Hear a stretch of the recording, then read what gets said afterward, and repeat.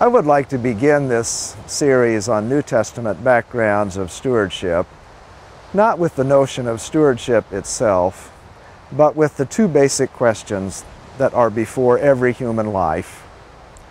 Who am I, and what am I to do? So often when talking about stewardship, we start with, what am I to do? But the more fundamental question is, who am I? From a Christian perspective, we are beloved of God.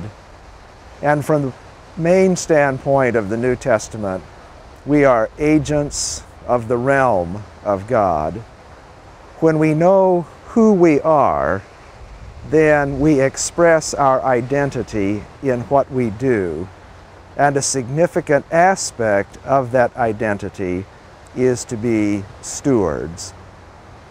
Now, we get the word steward from a common household arrangement in the world of the New Testament, in which there was an owner and a household and lands and cattle and sheep, and there were other servants to do the job.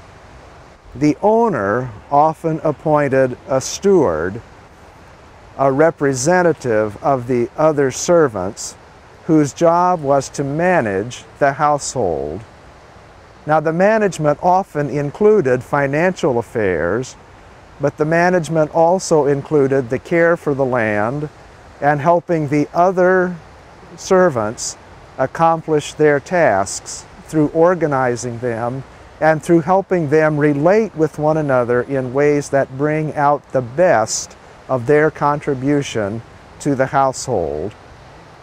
So the steward is the representative of the owner, who is responsible for helping all things in the household work together for the optimum good of all. Now, there is no direct word link from this notion of stewardship to Genesis 1:26-28, where the human being is gifted by God with dominion or rule, but the effect is much the same. The human being in the world is to do in our limited sphere what God does in the cosmic sphere, which is to help all things work together to attain their optimum place in the network of relationships that is creation.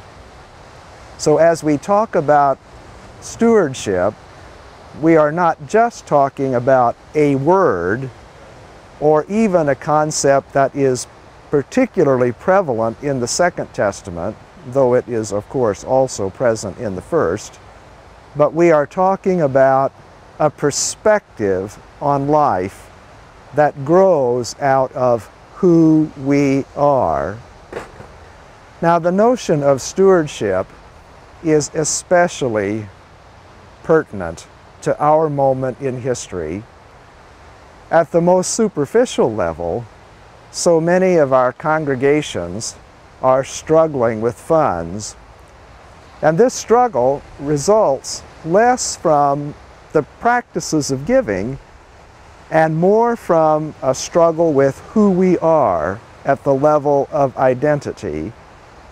So when we talk about stewardship with relationship to money, we are not just talking about ways to push the buttons that release funds from our wallets. We are talking about who we are as individuals and congregations, out of which there flows an unending supply of resources to witness to the realm of God. And when we move outside the church to the world itself, is there a greater need in our state, in our nation, and in the world?